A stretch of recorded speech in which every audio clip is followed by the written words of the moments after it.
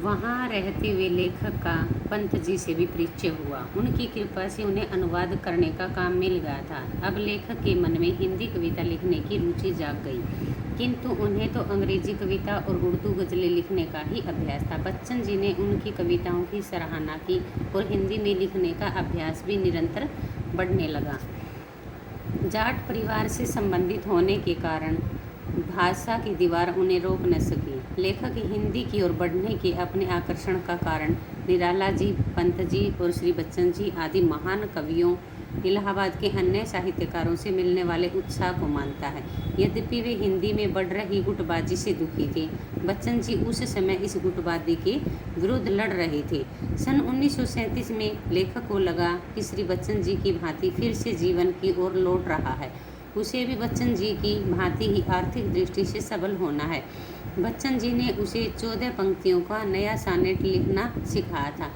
इसमें बीच में अतुकांत पंक्तियां भी थी और तुकांत भी। लेखक ने ऐसी कुछ रचना लिखी, लेकिन वह कभी प्रकाशित नहीं हो सकी।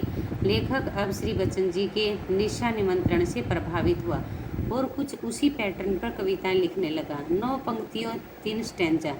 यद्यपि पंत जी ने लेखक की ऐसी ही कविताओं का संशोधन भी किया, किंतु उन्हें कोई विशेष सफलता नहीं मिली। लेखक द्वारा अपनी पढ़ाई की ओर ध्यान न दिए जाने पर बच्चन जी बड़े दुखी थे। लेखक MA की परीक्षा नहीं दे सका, किंतु उनकी हिंदी कविताओं में रुचि बढ़ती जा रही थी। वे एक दिन बच्चन जी के साथ एक कवि सम्मेलन में आए।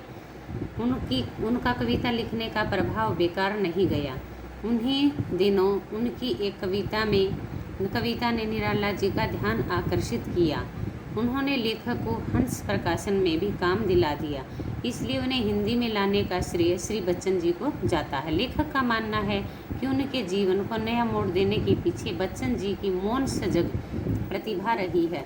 उसमें दूसरों की प्रतिभा को व्यक्तित्व प्रदान करने की स्वाभाविक क्षमता है। लेखक बच्चन जी से प्राय दूर ही रहा, परंतु उनके लिए दूर और समीप की परिभाषा दूसरों से हटकर है। वह नज़दीक के लोगों के साथ भी दूरी अनुभव करते रहे, दूर के लोगों के साथ भी बहुत